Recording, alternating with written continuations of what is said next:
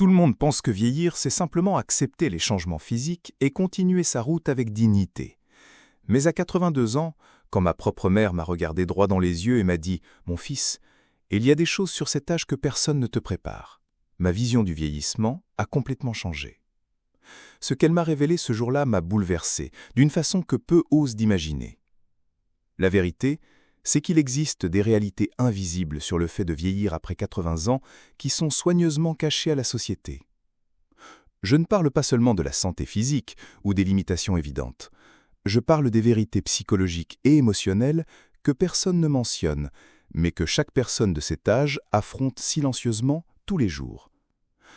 Ce sont des défis qui transforment complètement votre perception de ce que signifie être en vie. Pendant des années, en discutant avec des centaines de personnes de plus de 80 ans, j'ai découvert un schéma effrayant. Il existe un voile de silence sur les expériences les plus profondes de cette étape de la vie. Des familles entières font semblant que certaines réalités n'existent pas. La société romantise le vieillissement de façon dangereuse et les aînés eux-mêmes apprennent à cacher leur véritable combat. Être préparé à ces vérités ne vous rend pas pessimiste, cela vous rend fort. Aujourd'hui, je vais briser ce silence et révéler 7 vérités dont personne ne parle sur le fait de vieillir après 80 ans. Des vérités qui peuvent vous choquer, mais qui sont essentielles pour quiconque veut vivre cette étape avec dignité et force, au lieu de simplement y survivre. Préparez-vous, car certaines de ces révélations vont transformer complètement votre vision du vieillissement à une vitesse que peu osent croire. Vous connaissez cette sensation de regarder votre téléphone et de vous rendre compte qu'il ne sonne plus comme avant ? Eh bien, c'est l'une des vérités dont personne ne parle sur le fait de vieillir après 80 ans. Le cercle social diminue, tout simplement, et ce n'est pas de votre faute. Marie, 84 ans, m'a raconté qu'avant, elle recevait au moins 5 appels par semaine. Aujourd'hui, elle passe des journées entières sans que personne ne téléphone. C'est comme si vous deveniez invisible petit à petit, et cette réalité invisible fait plus mal que n'importe quelle douleur physique. Le pire, c'est que les gens pensent que vous ne vous en rendez pas compte, mais vous remarquez chaque absence, chaque silence. Les visites se raréfient aussi d'une façon qui fait peur. D'abord vient l'excuse de la course contre la montre, puis celle des embouteillages, jusqu'à ce qu'ils cessent tout simplement de venir. Robert, 87 ans, m'a dit une phrase qui m'a marqué. « Avant, j'étais au centre de la table du dimanche. Aujourd'hui, je ne suis qu'une assiette de plus qu'on a oublié de débarrasser. » Cette sensation de ne plus compter est réelle, et vous ne l'imaginez pas. Il est normal de ressentir que votre présence ne fait plus de différence, que vos histoires n'intéressent plus autant. Mais voici la première vérité cachée. Vous avez encore le pouvoir de planter de nouvelles graines de connexion. La solution ne consiste pas à attendre que les autres reviennent, mais à créer de nouveaux liens là où vous pouvez encore briller. Commencez petit. Un bonjour régulier au gardien, une conversation avec la voisine d'à côté, ou même participer à des groupes du 3e âge au centre de santé. Madame Carmen l'a découvert à 82 ans quand elle a commencé à fréquenter la bibliothèque du quartier juste pour être près des gens. Aujourd'hui, elle a 3 nouvelles amies et organise des cercles de lecture sur les livres qu'elle lit. Mais il y a quelque chose d'encore plus subtil qui arrive à notre corps à cette étape, quelque chose qui affecte notre énergie d'une façon que peu. Vous vous réveillez un jour et sentez que votre corps conspire contre vous de façon que vous n'aviez jamais imaginée. Ce ne sont pas seulement l'arthrite ou l'hypertension. C'est comme si chaque partie de votre corps avait décidé de suivre son propre emploi du temps. Lucie, 85 ans, me l'a parfaitement décrit.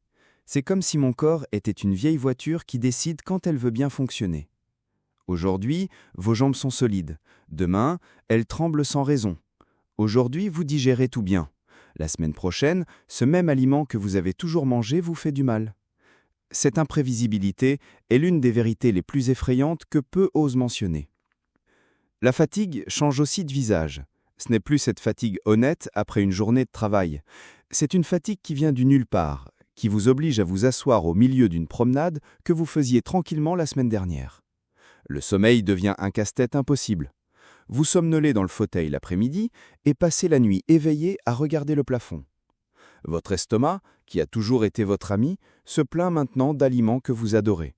C'est frustrant, c'est déroutant. Et oui, il est tout à fait normal de ressentir de la colère face à cette rébellion du corps. Vous ne perdez pas la tête, votre corps change vraiment les règles du jeu. La clé consiste à faire la paix avec ces changements au lieu de les combattre comme un ennemi. Créez des routines douces qui respectent les nouvelles limites. Si vous avez besoin de vous reposer plus, reposez-vous sans culpabilité.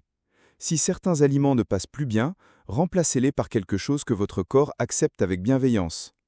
Monsieur Jean a découvert que des promenades de 10 minutes 3 fois par jour fonctionnent mieux qu'une longue marche. Madame Rose a troqué son petit déjeuner copieux contre des fruits et se sent beaucoup mieux. Accepter ces changements n'est pas abandonner, c'est être intelligent. Mais il existe quelque chose d'encore plus profond qui se passe à cette étape. Une solitude qui va au-delà du manque de compagnie. Il y a une différence énorme entre être seul et sentir que vous ne faites plus de différence dans la vie de personne. Cette solitude existentielle est comme un trou noir qui avale votre estime de soi petit à petit. Vous pouvez être dans une pièce pleine de monde et avoir quand même l'impression d'être invisible. Thérèse, 89 ans, me l'a expliqué ainsi. Ce n'est pas que je n'ai personne, c'est que personne n'a vraiment besoin de moi. Cette sensation de ne pas être attendu, de n'avoir personne qui compte les jours jusqu'à vous voir, est l'une des douleurs les plus silencieuses du vieillissement. Vous n'êtes plus essentiel dans la vie de personne, et cela fait mal d'une façon que peu comprennent. Quand vous étiez plus jeune, il y avait des gens qui vous attendaient à la maison, des gens qui dépendaient de vos décisions, de votre présence, de votre opinion. Maintenant, vous pouvez passer des jours sans que personne ne vous demande vraiment comment vous allez. Pas ce « comment ça va » poli de l'ascenseur, mais quelqu'un qui se soucie vraiment de votre réponse. Le sentiment d'appartenance s'évapore comme du sable entre les doigts. Vous commencez à vous demander si votre existence a encore de la valeur, si vos expériences importent encore à quelqu'un. Il est normal que vous ressentiez cela. Et non, vous n'êtes pas dramatique. C'est une réalité que des millions affrontent en silence. Mais voici le secret qui peut tout changer. La qualité des connexions compte infiniment plus que la quantité. Une conversation profonde avec l'infirmière du centre de santé peut être plus nourrissante que 10 visites rapides de la famille.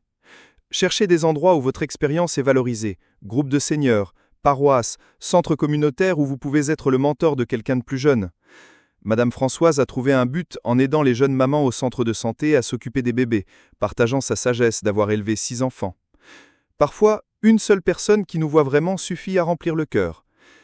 Mais il y a une douleur encore plus profonde qui vient quand vous réalisez que vous êtes le dernier à garder certains souvenirs. Il y a une douleur que personne ne vous prépare à ressentir. Être la dernière personne vivante qui se souvient de cette blague entre vous, de ce surnom affectueux que vous seul compreniez, de ce moment spécial que vous avez vécu ensemble. Quand vous perdez des personnes importantes, vous ne perdez pas seulement leur compagnie, vous devenez le seul gardien de souvenirs précieux qui meurent avec vous s'ils ne sont pas partagés. Antoine, 91 ans, m'a dit en pleurant « Je suis le dernier à me souvenir du rire de ma sœur, et quand je mourrai, ce rire mourra avec moi. » Cette responsabilité invisible pèse plus que n'importe quel fardeau physique. C'est comme porter une bibliothèque entière de souvenirs que vous seul pouvez préserver. La culpabilité du survivant est réelle et douloureuse. Pourquoi êtes-vous encore là quand de bonnes personnes sont parties? Pourquoi votre santé a-t-elle résisté et pas la leur? Vous vous surprenez à penser si vous méritez d'être en vie quand tant de ceux que vous aimiez sont déjà partis. Ce sont des questions qui martèlent dans la tête pendant les nuits blanches, et il est normal de se sentir ainsi. Beaucoup d'aînés portent cette culpabilité en silence, pensant qu'il est mal de ressentir cela. Mais ce n'est pas mal. C'est humain. Vous portez non seulement vos propres souvenirs, mais aussi les mémoires de ceux qui sont partis, et c'est un poids immense que peu comprennent. La vérité libératrice est celle-ci. Vous ne portez pas ce fardeau seul par hasard. Vous avez été choisi pour être le gardien de ces histoires. Commencez à partager ces souvenirs avec ceux qui sont encore là, même si ce sont des personnes plus jeunes. Enregistrez des messages audio racontant ces histoires. Écrivez des petits mots, racontez-les aux petits-enfants, aux voisins, à quiconque veut écouter. Madame Hélène a créé un carnet où elle écrit les histoires des amis qui sont partis. Et maintenant, ses arrière-petits-enfants adorent écouter ses aventures. Vos souvenirs ne sont pas un fardeau. Ce sont des trésors qui doivent être partagés. Vous honorez ceux qui sont partis en gardant vivante leur essence. Mais pendant que vous préservez ces souvenirs, quelque chose de plus subtil se passe. Votre propre liberté est peu à peu échiffrée. L'une des vérités les plus douloureuses du vieillissement est de réaliser que, petit à petit, d'autres personnes commencent à prendre des décisions pour vous comme si vous étiez un enfant. Des enfants qui arrivent chez vous et réorganisent vos médicaments sans demander, des petits-enfants qui parlent de vous à la troisième personne pendant que vous êtes présent, des médecins qui expliquent votre état de santé à vos accompagnateurs au lieu de vous parler directement. Conception, 86 ans, m'a confié « Il pense que parce que je marche lentement, je pense aussi lentement ». Cette infantilisation est subtile mais constante et blesse profondément votre dignité. Vous n'avez pas perdu votre capacité de choix juste parce que vous avez besoin de plus de temps pour décider. Le pire, C'est quand vous réalisez que vos préférences n'apportent plus. Il décide quels vêtements vous allez porter, quelle nourriture a meilleure pour vous, même quel programme télé vous devriez regarder. C'est mieux pour vous devient la phrase la plus détestée de votre vocabulaire. Votre autonomie s'érode goutte à goutte, décision par décision, jusqu'à ce que vous vous sentiez comme une marionnette mue par la volonté des autres. C'est frustrant, c'est humiliant, et il est tout à fait compréhensible que vous soyez révolté par cela. Votre expérience de 80 ans et plus de vie n'a pas disparu juste parce que vous avez besoin d'aide pour certaines tâches. Vous savez encore ce qui est le mieux pour vous dans la plupart des situations. La solution consiste à établir des limites douces, mais fermes, en clarifiant que l'aide ne signifie pas le contrôle total. Apprenez à dire des phrases comme « Merci de vous inquiéter, mais je préfère décider cela moi-même » ou « Je comprends votre intention, mais ce choix m'appartient ».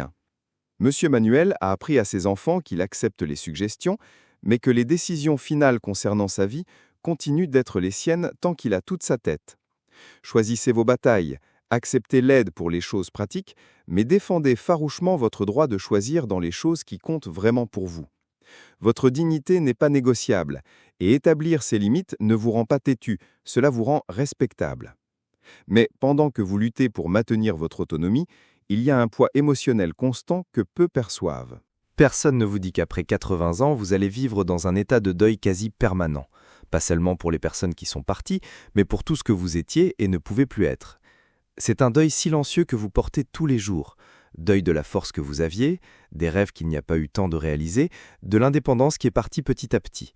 Rose, 88 ans, m'a dit quelque chose qui m'a donné des frissons. Je pleure la mort de celle que j'étais alors que je suis encore vivante. Ce deuil anticipé est réel et douloureux. Vous avez la nostalgie de votre propre passé tout en construisant encore du présent, et cela crée une mélancolie constante que peu autour de vous arrivent à comprendre. Chaque au revoir porte maintenant un poids différent parce que vous savez que ce peut être le dernier. Chaque à bientôt a un goût d'adieu dans la bouche. Chaque étreinte prolongée porte l'urgence de celui qui ne sait pas qu'on sera la prochaine.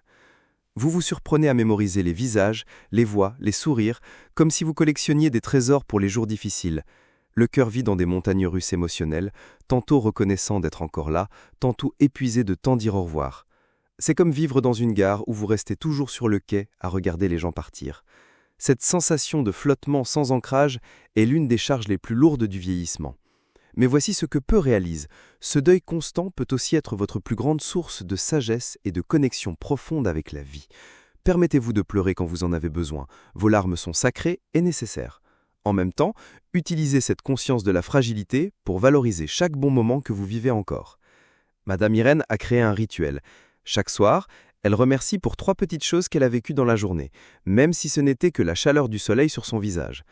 Acceptez que le deuil et la joie peuvent coexister. Ce n'est pas une contradiction, c'est la belle complexité d'être vivant. Le deuil vous apprend à aimer plus intensément ce qui reste encore. Mais il y a une dernière vérité, qui est peut-être la plus difficile de toutes. Accepter ses propres limitations croissantes sans... La vérité la plus effrayante de toutes est le jour où vous vous regardez dans le miroir et reconnaissez que votre corps n'est plus votre allié inconditionnel. Il est devenu un partenaire imprévisible qui a besoin de soins spéciaux. Acceptez que vous ayez besoin d'une canne, d'un déambulateur ou que vous n'arriviez plus à ouvrir un pot de confiture tout seul, c'est un coup à votre identité qui fait plus mal que n'importe quelle blessure physique. Edmond, 92 ans, m'a confessé « Le jour où j'ai dû demander de l'aide pour couper la viande dans mon assiette a été le jour où je me suis senti le plus vieux de ma vie. » Cette fragilité croissante ébranle votre sens de qui vous êtes, parce que toute votre vie, vous avez été la personne forte, indépendante, qui résolvait ses propres problèmes. La planification doit maintenant se baser sur la capacité, plus sur la volonté, et c'est bien trop frustrant. Vous voulez visiter cet endroit, mais vous savez que vous n'arriverez pas à marcher autant. Vous voulez préparer cette recette spéciale, mais vos mains n'ont plus la même fermeté. Chaque décision doit passer par le filtre de vos limitations, et c'est comme vivre dans une prison invisible. Vous vous surprenez à calculer les distances, à évaluer si l'effort en vaut la pâme, à mesurer chaque mouvement. C'est comme si la vie avait rétréci pour rentrer dans vos nouvelles capacités. Et le pire, c'est de sentir que vous dérangez les autres quand vous avez besoin d'aide pour des choses que vous avez toujours faites seul. Mais voici la révolution mentale qui peut tout changer. Accepter l'aide n'est pas un signe de faiblesse, c'est un signe d'intelligence émotionnelle. Redécouvrez votre force dans une nouvelle version. La force de celui qui a le courage de s'adapter, de celui qui a la sagesse d'accepter, de celui qui a la dignité de demander de l'aide quand il en a besoin. Madame Alzire a troqué la honte d'utiliser une canne contre la fierté de sortir encore de chez elle à 89 ans. Elle a décoré sa canne avec des rubans colorés et dit qu'elle a maintenant un bâton de reine. Votre fragilité physique peut coexister avec votre force émotionnelle et spirituelle. Être fragile ne signifie pas être faible, cela signifie être humain. La vraie force, maintenant, consiste à vivre avec grâce dans vos limitations, en extrayant la beauté même de la vulnérabilité. Vieillir après 80 ans n'est pas une question d'accepter passivement les limitations. C'est trouver la force dans la vulnérabilité et la dignité dans l'adaptation. Ces 7 vérités que nous venons d'explorer n'ont pas été partagées pour vous décourager, mais pour vous équiper avec la connaissance qui transforme la peur en préparation et la préparation en pouvoir. Chacune de ces réalités, depuis le cercle social qui diminue jusqu'à la fragilité croissante, sont des défis qui peuvent être affrontés avec des stratégies pratiques et surtout avec la bonne mentalité. La connaissance, c'est le pouvoir, et maintenant, vous avez entre les mains des informations que la plupart des gens ne découvrent que quand ils vivent déjà ces situations. Vous avez une longueur d'avance. Je veux que vous fassiez quelque chose pour moi maintenant. Regardez-vous dans le miroir et dites à voix haute « Je choisis de vieillir avec force et dignité ». Répétez cette phrase. Elle doit devenir votre ancre dans les moments difficiles. Vous n'êtes pas victime du vieillissement. Vous êtes le protagoniste de votre propre histoire, même à 80, 90 ans ou plus. Si ce contenu vous a apporté de la clarté, abonnez-vous à la chaîne et activez les notifications pour ne rater aucune de ces vérités transformatrices que je partage ici. Votre préparation émotionnelle et pratique au vieillissement ne fait que commencer. Et voici ma promesse finale pour vous. Quand vous maîtriserez ces 7 vérités et appliquerez les stratégies que j'ai partagées, vous n'allez pas seulement mieux vieillir. Vous allez devenir un exemple de comment il est possible de vivre cette étape de la vie avec un but, des connexions et de la dignité. La transformation commence maintenant et elle est plus puissante que vous ne l'imaginez.